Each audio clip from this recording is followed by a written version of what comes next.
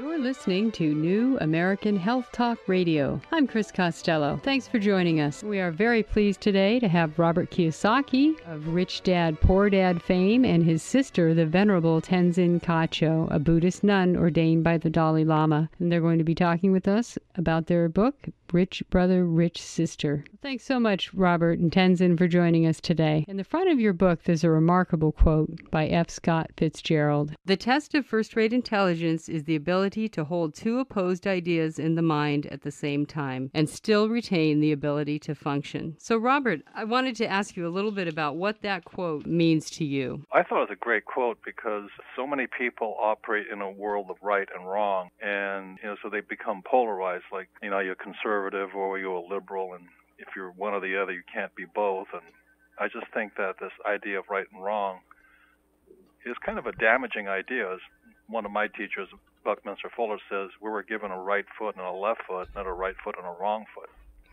And so the point is that there's always 2 points of view out there, and we need to increase our ability to, should we say, allow another point of view, then we have a better chance for peace. Tenzin, what is your interpretation of that quote? I think that it's a quote really helping us to expand and broaden our view and our attitudes at life, because we live in a global community now, and we can't really remain isolated. Even in some of the smaller towns, there are people from other countries living with us now.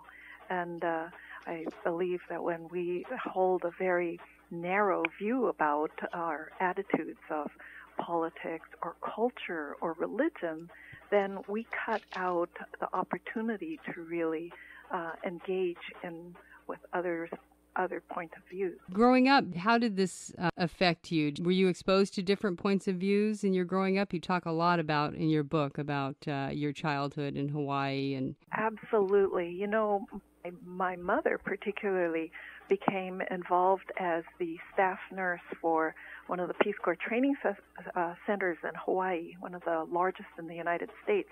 And so we were working with people from all over Asia, learning about their food, their culture, their language, and both my parents really encouraged us to engage with people of other cultures and to, even around food. She said, one way that you can just create harmony with others is to enjoy their food. Food is such an important part of it, and we talk a lot about that on the show, about food and how it can create health. Now, the other quote that I just found to be a wonderful quote in the beginning of your book is from His Holiness the Dalai Lama, and it is, my religion is simple, my religion is kindness. Tenzin, can you talk to us a little bit about that? Working as a hospice chaplain, I'm finding that I pull in and work with people from so many different cultures and faiths, and essentially what people respond to is kindness. Although we were both raised as Christians, and I became a Buddhist nun, there's so much where there's the meeting of the heart rather than anything else. And so we work on that level in hospice and just paying attention to what are the person's needs. And that and dealing with other aspects of our business, we really respond to kindness. And I think that transcends religion. It transcends different points of view. It's such an important part, helping people, I think, in the world is if they feel that there's some kindness out there for them. Now, Robert, what do you say about that? I would say it's one of the toughest lessons I personally had to learn, kindness.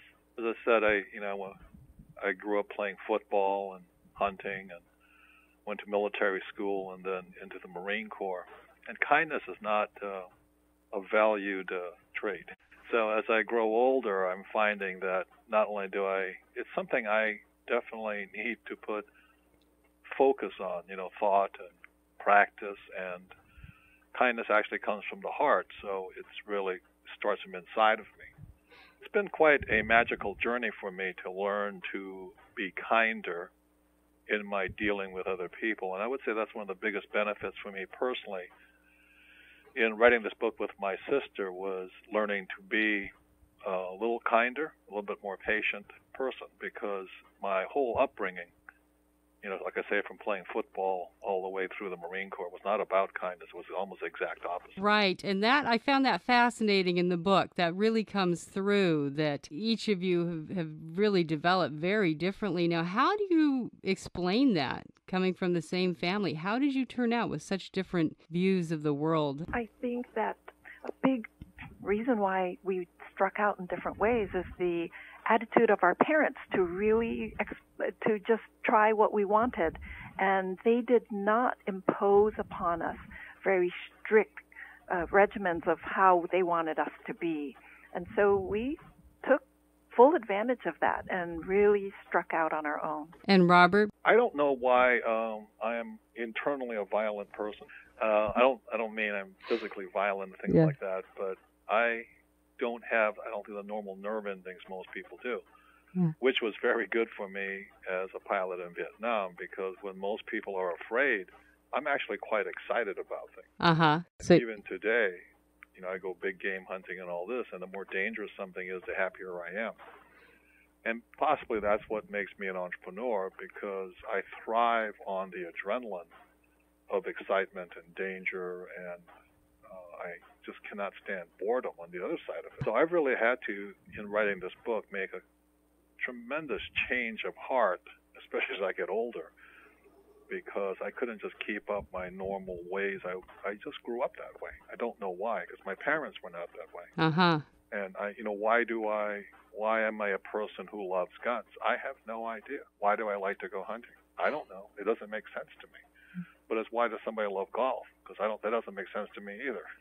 Right. We have different interests and different likes and dislikes. One thing you talk about in the book, Robert, is Buckminster Fuller was one of your extremely important mentors in your life. Can you kind of tell our listeners a little bit about that whole experience? Well, Bucky Fuller is considered one of the most accomplished Americans in history. He has more patents after his name, and Harvard considers him one of their greatest graduates, and American Institute of Architects consider their greatest architect. But Fuller was, they called him the world's friendly genius, and John Denver was inspired by him. He called him the grandfather of the future.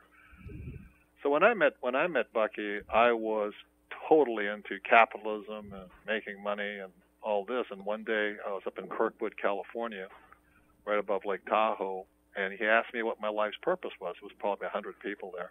And he asked me, what's your purpose, young man? And I said, to get rich. And in front of these 100 people, he scolded me publicly. And he says, get rich. What a waste of a good mind. Why don't you do something with your life? And I said, well, getting rich is doing something with my life. But it was what he was trying to say to me was what my parents were trying to say to me, was what I think war was teaching me. And it was to maybe make a change in direction of my life. So that was back in 1981. And my life took a whole completely different path after that. Instead of being just a capitalist with factories in Taiwan and Korea and Hawaii, I suddenly had to ask myself, what's my purpose in life? Am I just here to make money? And after he scolded me, then I was in turmoil, because I did find that emptiness a lot of people talk about. Is it just the money? Is this all there is? Is this a bigger house and nicer cars? And that's what he gave to me. And so finally, back in 1984, after 3 years of studying him, I said, I'm going to find out what my life's purpose is. And that's what Rich Brother, Rich Sister is about, because in 1985, my wife Kim and I took a leap of faith, and instead of just making money for me, I wanted to find out what I was supposed to do with my life. And that's when I ran back into my sister, Tenzin. And in 1985, she became an ordained nun by His Holiness the Dalai Lama. So I become a teacher, something I swore I'd never become, and I see her as a nun. And that, if you had seen us back in high school, there's no way you would have ever said I would ever become an author or a teacher, because I was a horrible student.